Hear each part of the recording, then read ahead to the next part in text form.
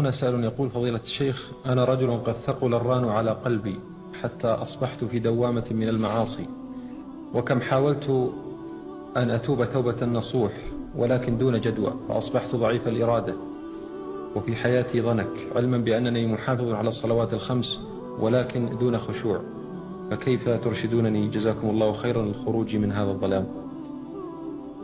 عليك يا أخي ألا تيأس، وعليك أن تحاول دائما التوبة والرجوع إلى الله والاستقامة على الحق وترك ما حرم الله عليه. عليك بهذا دائما دائما دائما. وكل من تاب إلى الله ولو رجع 1000 مرة، كل من تاب إلى الله تاب الله عليه. عليك بالصدق وأبشر بالخير.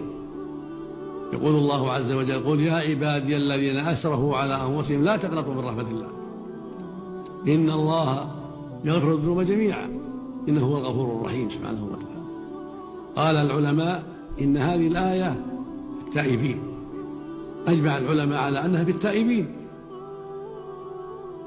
فلا تيأس يا أخي، واحمد الله الذي جعلك تتألم لهذا الأمر وتحس بالخطر. هذه من نعم الله عليك. بعض الناس لا يحس بالخطر، يعمل المعاصي ولا يحس بالخطر، هذه مصيبة عظيمة والعياذ بالله. وإنسان يموت ولا يحس بالموت، يبتلى بالشرور ولا يحس، هذه بلية ومصيبة كبرى. لكن من أحس بالخطر وعالج الخطر وتاب إلى الله وأناب إليه فهو على خير عظيم.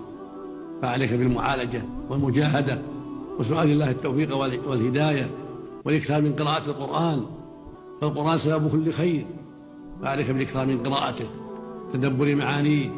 يقول الله: في كتاب أنزلناه إليك مبارك ليدبروا آياته وليتذكر أولو الألباب. ويقول سبحانه: قل هو للذين آمنوا هدى وشفاء.